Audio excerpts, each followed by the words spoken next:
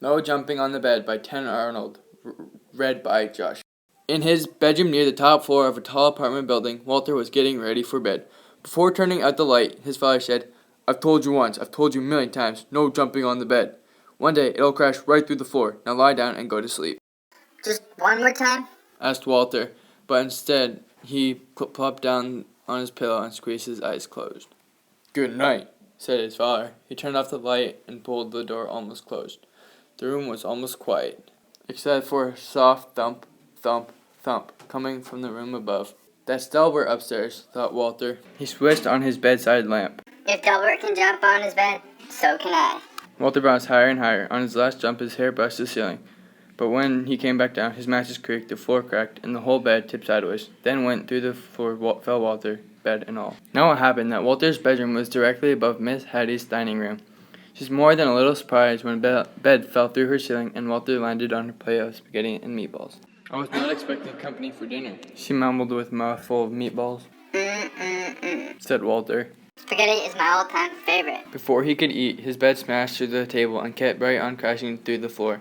Down and down fell Walter, Miss Hattie, the plate of spaghetti, the bed, and all. Miss Hattie's dining room was above Mr. Matty's TV room. Mr. Matty didn't even notice a bed falling through his ceiling until Meatball bounced off his head. Miss Hattie tumbled into his lap and Walter fell into his aquarium.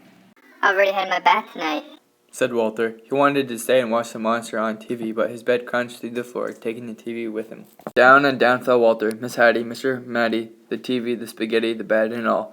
Walter's Aunt Patty had just moved into the building. She was still unpacking when Miss Hattie, Mr. Matty, and a dripping wet Walter tumbled through the ceiling right onto a box containing her rare Pentagononian stamp collection. When he burst through the bottom of the box, Walter was a sticky mess.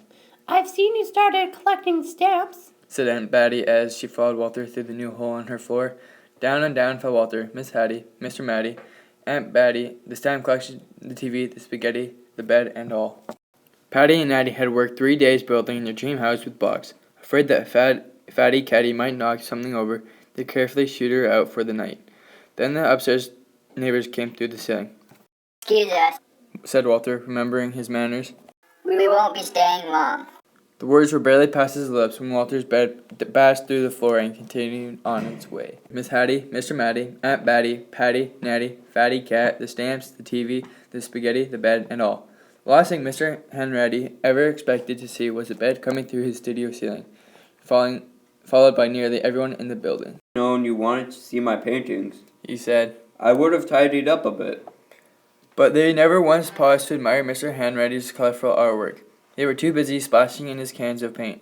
Then his floor caved in and everyone followed Walter's bed down through the hole. Down and down fell Walter, Miss Hattie, Mr. Matty, Aunt Patty, Patty, Natty, Mr. Hanratty, Fatty Cat, 17 cans of paint, the stamps, the TV, the spaghetti, the bed, and all. The string quartet were astonished by the colorful crowd that fell from the ceiling.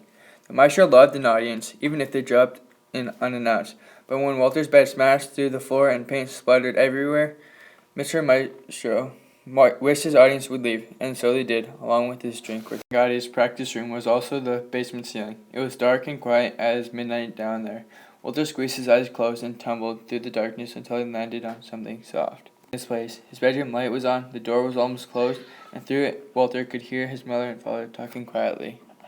"No more jumping on the bed for me," mumbled Walter as he lay back down to sleep.